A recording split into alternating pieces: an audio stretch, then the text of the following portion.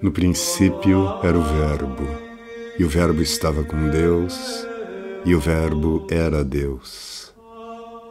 Nele estava a vida, e a vida era a luz dos homens.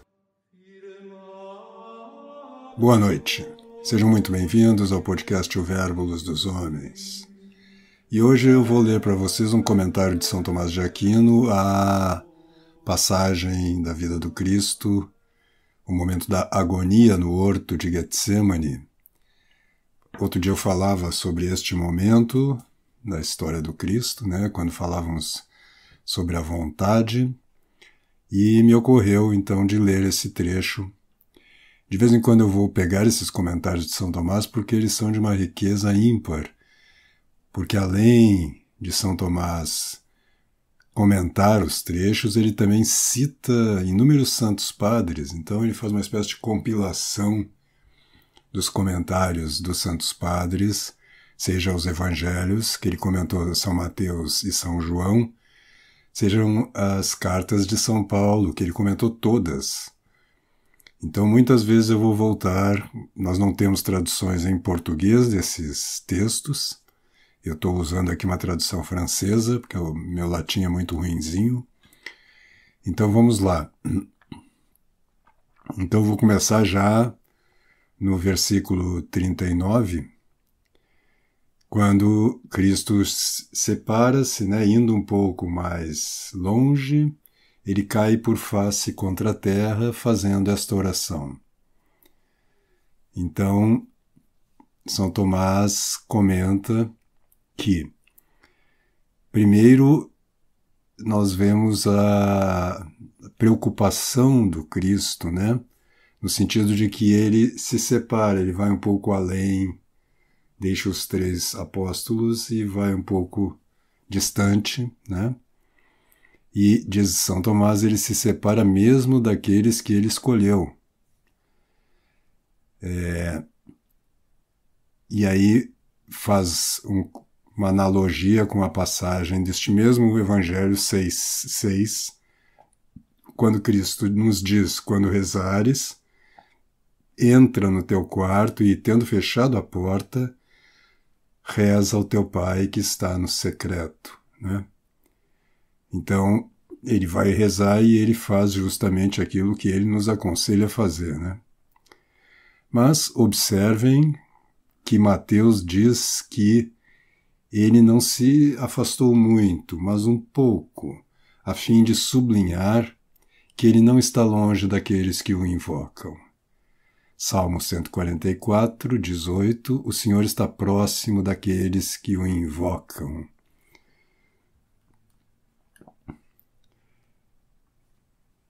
E isto é outra coisa, que nesses comentários dos Santos Padres salta à vista, e que hoje mesmo na aula da plataforma Convívio eu comentava com os alunos, amigos, como nós lemos mal, nós não conseguimos nos aproximar dessa leitura das Escrituras feita pelos Santos Padres. O objetivo nosso é alcançar, nos aproximarmos disso, Então, uma das características é que eles leem um versículo e eles relacionam esse versículo com outras passagens das Escrituras, Eles fazem isso o tempo todo, todos os santos padres, Então, era da tradição cristã que na oração mental o orante fizesse isto, E nós temos que recuperar isso aí, aos poucos, devagar, lendo também os comentários dos Santos Padres, por isso eu tenho insistido tanto nesses textos, e vou continuar insistindo. Mas enfim, voltemos então. Então ele lembra já de um salmo que diz: o Senhor está próximo daqueles que o invocam. Assim também era para que eles ouvissem rezar e aprendessem a maneira de rezar com ele. Então, ele já dá 2 sentidos aí para o fato de São Mateus, ter dito que ele se afastou um pouco. Primeiro porque ele está próximo ainda de nós, né, dos apóstolos. Ele não os abandona. E segundo porque ele vai dar um exemplo de oração para nós, para os apóstolos, né? E por isto, logo em seguida vem, né, o humilhar-se, né? Por isto que para nos dar o exemplo, né? Sempre é este o início da oração, né? Quando nós nos ajoelhamos, por exemplo, é um ato de humildade, né? Você está se colocando nas mãos de Deus e está reconhecendo a sua soberania, a sua altura diante da nossa pequenez. Então ele cai por terra, né? Ele coloca a sua face sobre a terra, dando o exemplo de humildade. Em primeiro lugar, em razão da humildade comum, pois a humildade é necessária à prece de São Tomás, né? Citando a sabedoria, livro da sabedoria, veja de novo, ele relaciona a outra passagem das Escrituras. A oração daquele que se humilha atravessa as nuvens. Que belo versículo, né? E também em razão de uma humildade particular. Ou seja, primeiro ele fez isso como um exemplo de humildade em geral, mas agora ele está também fazendo como um exemplo de humildade particular em relação a Pedro, pois este tinha dito, mesmo que eu fosse morrer contigo, eu não te renegaria. O Senhor se prosterna, portanto, a fim de indicar que nós não devemos ter confiança no nosso próprio poder, nas nossas próprias forças. Conforme, no mesmo Evangelho de São Mateus, aprendei de mim que sou doce e humilde de coração. Nós comentamos esse versículo esta semana aqui, né? Assim também a piedade ou a devoção é indicada como condição, quando ele diz Pai. Com efeito, é necessário para aquele que reza, rezar com devoção. Por isso ele diz, Pai, meu Pai, pois ele é filho de uma maneira única, e nós o somos por adoção. Cita São João 21,17, subo para meu Pai e vosso Pai, como se ele fosse meu Pai do Cristo, né, de uma certa maneira, e vosso Pai nosso de uma outra. Em seguida, Mateus acrescenta o conteúdo da prece. Se é possível, afasta de mim este cálice, né, que este cálice passe longe de mim. Essa oração pode ser interpretada de 3 formas, e, da maneira como for interpretada, podemos tomar 2 coisas em consideração.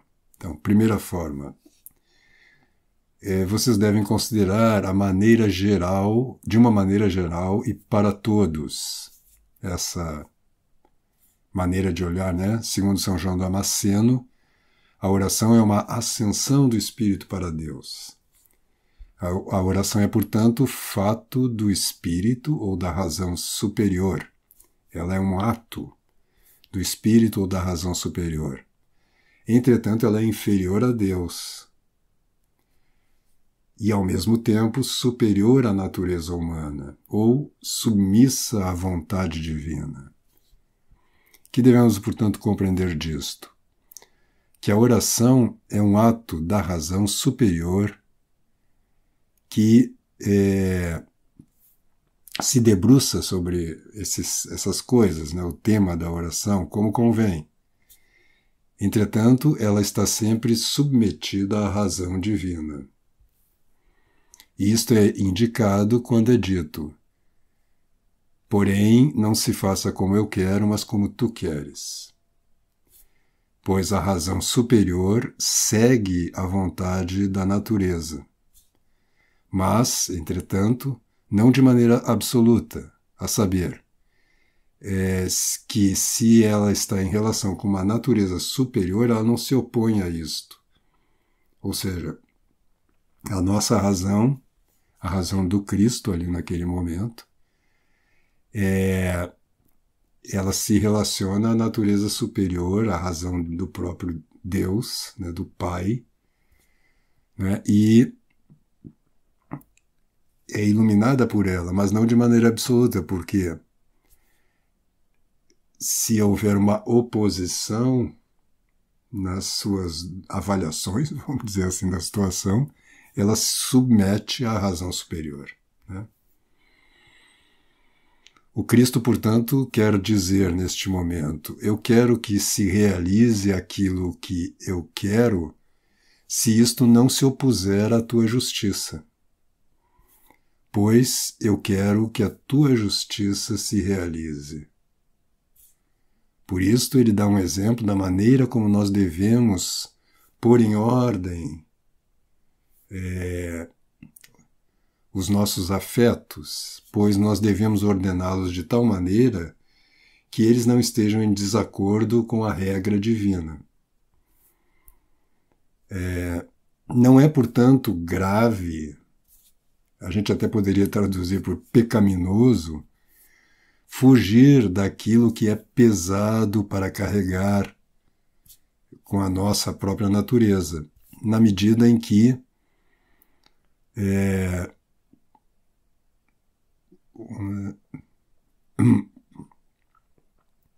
eu estou tentando traduzir aqui.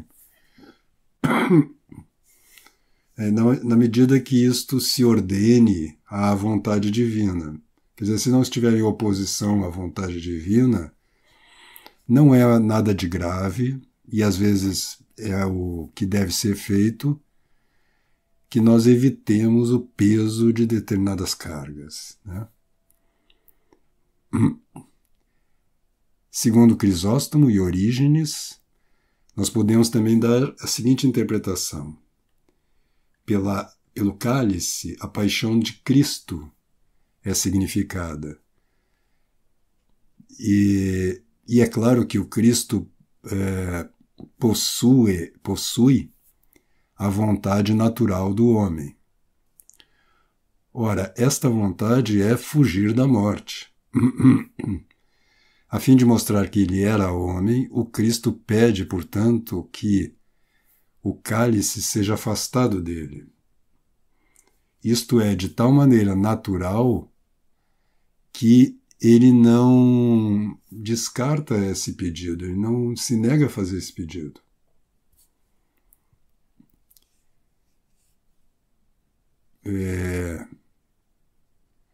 Porém, não de maneira absoluta, porque se for possível, não é? Ele diz se é possível. E porque se poderia achar que isto era possível para Deus, que isso não fosse possível para Deus, ele mostra que é possível, pois tudo é possível para ti. Marcos 14:36. Entretanto, que não seja como eu quero, mas como tu queres.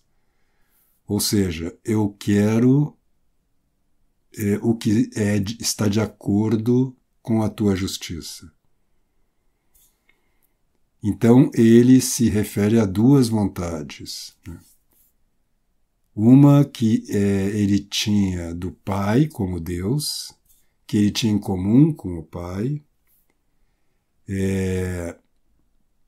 E aqui eu tinha tinha me escapado, aí falei errado isto na outra live, fui corrigido aqui por um amigo, e inclusive pude tirar essa afirmação lá, né, editar o vídeo para que não fique esse erro lá registrado, tudo bem se fosse para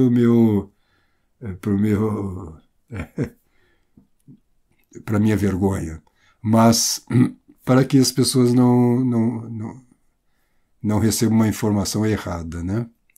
Mas aqui estou corrigindo isto agora explicitamente, né? E assim ele tem uma outra vontade enquanto homem, o Cristo, né? Ao contrário do que eu erroneamente disse.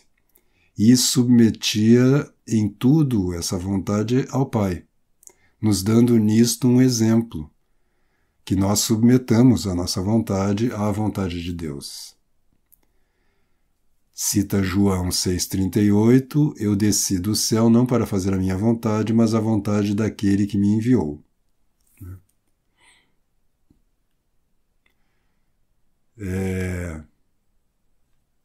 Segundo São Jerônimo, ele não pediu isto de maneira absoluta, né, que esse cálice seja afastado. Ele via que tinha que sofrer pelos judeus, nas mãos dos judeus. Ele queria então que esse cálice passasse, ou seja, ele queria resgatar o mundo a ponto de que não fosse por culpa dos judeus, da parte dos judeus, né? Então ele preferia que não fosse nas mãos dos judeus, né, que é esse resgate, segundo São Jerônimo. Mas Santo Hilário dá uma outra interpretação. O Senhor não pede para não morrer, mas pede que o cálice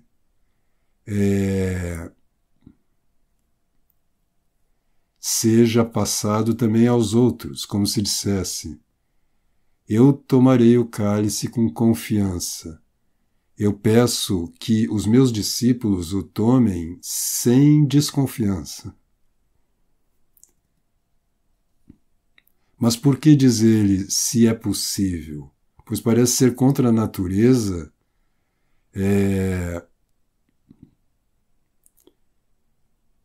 que eles acolham a morte sem dor, né? Os apóstolos, né? Ele deve-se responder a isto. Eu gostaria que os outros não sofressem, mas se isso fosse possível, mas que seja feito como tu queres, ou seja, como tu dispuseste.